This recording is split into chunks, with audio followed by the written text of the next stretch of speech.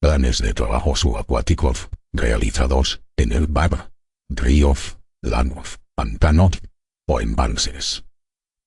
Cuando accedemos a la aplicación, veremos un asistente que nos invita a empezar un nuevo plan de trabajo, abrir un plan de trabajo existente o partir de un perfil de trabajo si es que previamente lo hemos creado. Nosotros vamos en este caso a abrir un nuevo plan de trabajo. Cuando accedemos observaremos un árbol como el de la figura. El primero de los pasos será acceder a datos generales de la organización y posteriormente navegar por los diferentes ítems del árbol. Cuando accedemos a datos generales cumplimentaremos los datos del promotor así como del contratista y definiremos los oficios que van a intervenir: jefe de equipo, jefe de grupo de buceadores, buceador, etc. Una vez hemos añadido tanto los datos del promotor, del contratista o contratistas, si es que hay varios contratistas porque se trata de una UTE, en este caso cumplimentamos y le decimos incluir. Una vez hemos incluido el primero de los ítems, procederemos a el apartado de descripción de la obra. Desde el apartado de descripción de la obra, veremos que podemos acceder a describir el estado actual del espacio donde se va a ejecutar la obra, que realmente va a ser un espacio submarino, y a definir y analizar la planificación de los trabajos, es decir, operaciones previas a la ejecución, operaciones de ejecución de trabajo y su orden, igualmente fases críticas para la prevención de máximo riesgo, etc. Veremos que aparece una pantalla similar a la que vemos y desde ahí podemos perfectamente planificar todas nuestras actuaciones que vamos a hacer para las operaciones submarinas. Si queremos añadir tareas y tal como estamos viendo, podemos añadir tareas. Igualmente podemos cambiar el color de las tareas para resaltarlas de tal manera de que si es una tarea crítica podemos ponerle un color más crítico, más llamativo como estamos viendo, y del mismo modo que estamos por la línea de tiempo desplazando esta tarea, podemos desplazar el resto. Seguimos trabajando y ahora vamos a fases críticas para la prevención de máximo riesgo. Tenemos sobre el plan que ya habíamos desarrollado anteriormente, se muestra aquí, pero se le ha añadido 3 tareas nuevas como es duración de la inmersión, operaciones de hombre realizado durante la inmersión y tiempos de descompresión y consumo. Entonces, planificamos estas operaciones y digamos que el análisis y planificación de los trabajos ya lo tenemos realizado. A continuación nos vamos al apartado de condiciones de seguridad y veremos cómo comenzamos con unas generalidades así como con unas obligaciones de las empresas que realizan las operaciones de buceo. Por defecto vemos que ya hay muchos datos propuestos por la aplicación. Lo único que debe de hacer el autor del plan de trabajo de operaciones submarinas es comprobar, leer y ajustar estos datos que por defecto nos propone la aplicación a la realidad constructiva, es decir, a la realidad de las operaciones submarinas que se van a realizar. Definimos igualmente duración máxima de la exposición de trabajos al medio hiperbárico y, como siempre, vamos poco a poco navegando por los diferentes apartados. Equipamiento mínimo.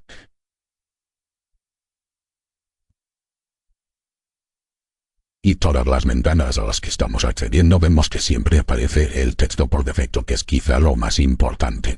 Hay que tener en cuenta que estos textos son, como estamos viendo, totalmente modificables por el usuario, de tal manera que podemos añadir un nuevo texto, modificar texto, eliminar texto, etc. Del mismo modo que hemos añadido unas líneas, podríamos cambiar totalmente el texto.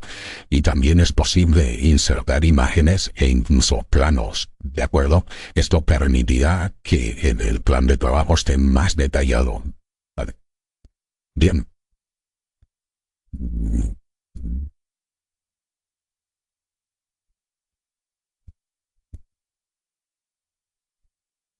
Nosotros, como estamos viendo, una vez hemos analizado y planificado los trabajos, estamos ahora en definición prácticamente de todo lo que serían las obligaciones de la empresa que realiza las operaciones de buceo, tales como gases astro-respirados, duración máxima de la exposición diaria de los trabajadores al medio hiperbárico, personal que va a intervenir, equipamiento mínimo, profundidades máximas, tiempo de exposición al medio hiperbárico, etc. Lo importante es que sepamos que la navegación por los diferentes ítems va a darle forma a nuestro documento, nuestro plan de trabajo. Estamos observando que es posible que el evaluar riesgos para cada una de las operaciones que vayamos a realizar. Es decir, vamos a describir el procedimiento operativo, vamos a evaluar los riesgos, tenemos un botón de riesgos típicos y este botón de riesgos típicos me va a permitir seleccionar toda una serie de riesgos y esos riesgos van a entrar ya preevaluados. Eso no significa que esa preevaluación basada en datos estadísticos es la que luego vaya a prevalecer, porque cada digamos, obra o situación puede ser variable. Una vez hemos añadido estos riesgos, pues reevaluaremos los mismos y si estamos interesados en eliminar alguno de los que tenemos por arriba, pues se eliminan, que no hay ningún problema. Desde la carpeta de actividades de prevención y tal como estamos viendo, ya vienen por defecto toda la relación de actividades de prevención que se deberán de tener en cuenta.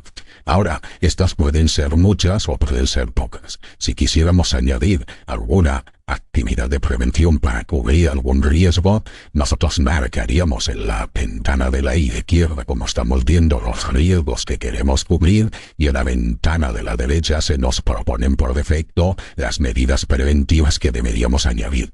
Y al listado anterior de medidas o actuaciones o actividades de prevención que teníamos, se le añaden evidentemente las nuevas que hemos especificado para los riesgos.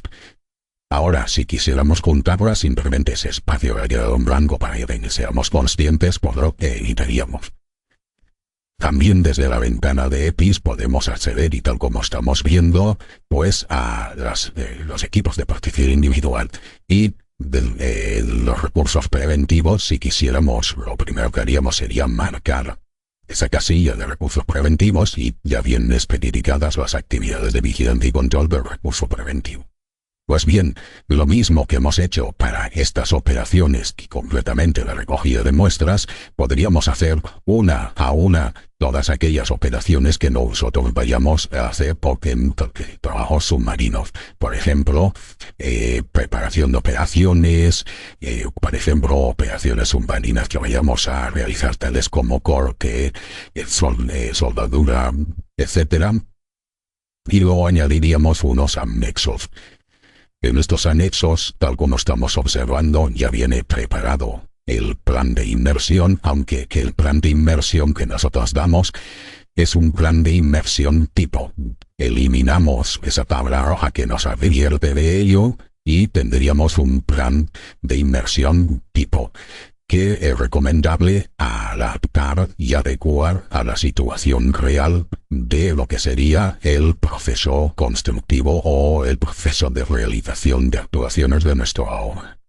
Cuando ya hemos modificado en este caso este plan de inmersión, pues estamos en condiciones, si queremos, de seguir con el plan de emergencia y evacuación o con las hojas de control, con los informes de accidente de buceo, etcétera, y que prácticamente nosotros lo vamos a tener todo. En este caso, estamos viendo el plan de emergencia y evacuación, que igualmente borraríamos esa tabla que está en color rojo que nos avisa de ello, y ahí tenemos pues las actuaciones en materia de emergencia y autoprotección, así como salvamento, cuando sucedan diferentes situaciones de riesgo durante la realización de estas operaciones. Y evidentemente se adaptan a la obra y en este caso, como hemos visto, se incluyen.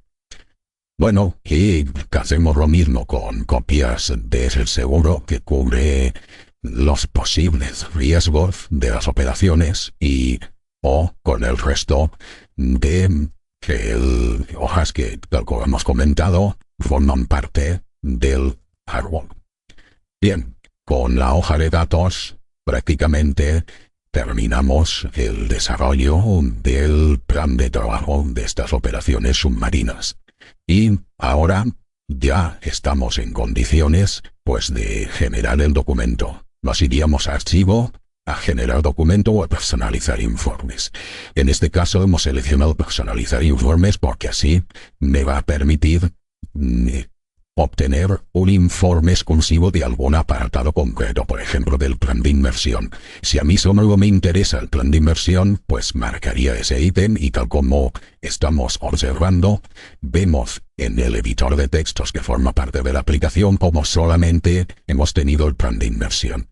Sin embargo, en lugar de personalizar informes, cuando yo accedo a generar documento, aquí se va a obtener un documento que incluirá todos los ítems que han sido marcados de largo. Por lo tanto, la facilidad que tengo para obtener informes personalizados y específicos de alguna parte, o la facilidad que tengo para generar todo el documento, que tal como estamos observando, igualmente se previsualiza en el editor de textos que forma parte de la aplicación y que, tal como vemos, pues va a incluir todos los aspectos que hemos nosotros ido añadiendo desde el árbol explorador de ítems y dando forma así y de este modo al documento obtenido.